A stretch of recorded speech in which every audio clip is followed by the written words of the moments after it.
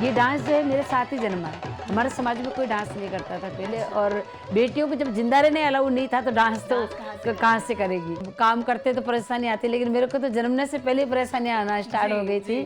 हमें नाथ बोलते हैं, मच्छिंद्रनाथ, पार्श्वनाथ, गोरखनाथ, ये 9 नाथ है। ये शंकर भगवान जी के शिष्य हैं।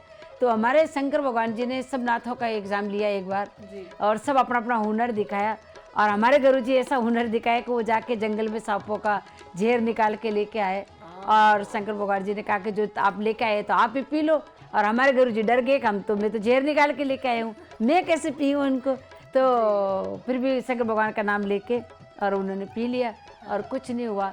और शंकर भगवान ने कहा कि जब तू जहर पी सकता है तो अब तू सांपों के साथ ही खेल। और काल एक जो है वो शंकर भगवान जी के गले में रहते हैं और सांप को पकड़ते हैं, काल को वश में करते हैं, इसलिए हम लोगों को काल बिल्लियाँ भी कहते हैं।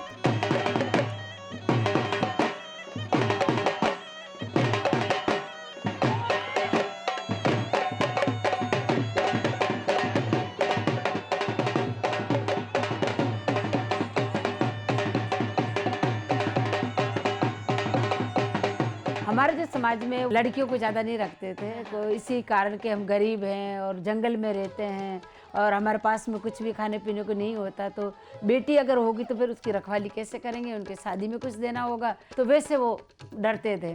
तो एक रूल बना रखा था उन्होंने कि जो भी बेटी होती है उसको अगर कोई रखना चाहता तो एक बेटी को रख ले, नहीं तो उस लड़की को जिंदा ही वापस जिस दुनिया से आती है उस दुनिया में वापस भेज दो, जिंदा ही गाड़ दो उनको। तो वो नाड़ा नहीं काटते थे बच्ची होने के बाद, और वो ले जाके जो दाई माई जन्माती थी वो ले जाके जंगल में गाड़ दिया करती थी। तो मेरे पापा इस रूल से खिलाफ थे कि लड़की जो है वो एक माँ है, और अगर लड़की नहीं हुई तो लड़का कहाँ से होगा, और लड़की माता दुर्गा है, सरस्वती है, लक्ष्मी है, इस तरीके से खूब समझाते रहे मेरे पापा। तो उनके पहला बेटी हुई मेरे पापा के नहीं, फिर उसके बाद दूसरी बेटी हुई तो वो भी मेरे पापा ने नहीं मारा नहीं गाड़ा। तो तीसरी बेटी हुई, 3 भाई हुए, फिर 3 भाई के बाद फिर 7वां नंबर आपकी गुलाबों का हुआ। उस रोज कुदरती मेरे पापा घर पे थे नहीं, सामान लेने के लिए अजमेर चले गए।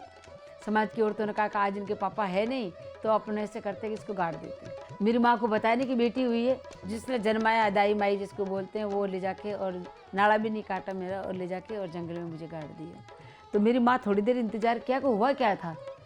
तो मेरी मौसी ने कहा कि लड़की हुई थी। तो बोले है कहाँ, बोले उसको तो गाड़ दिया।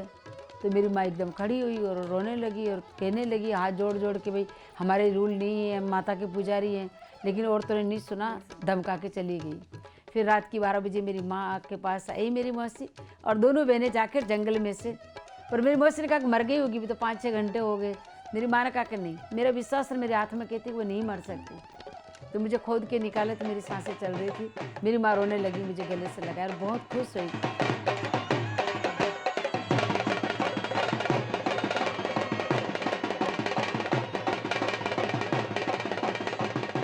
पापा मुझे लेके जाते थे जब सांपों को नचाने लेके जाते थे, तो उन सांपों का झूठा दूध पीती थी मैं। जब माँ के दूध की मन में आती तो वहाँ से मुझे प्रेरणा मिली, सांपों से, पापा से, बीन से और डफली की धुन सुन के ये डांस स्टार्ट हुआ।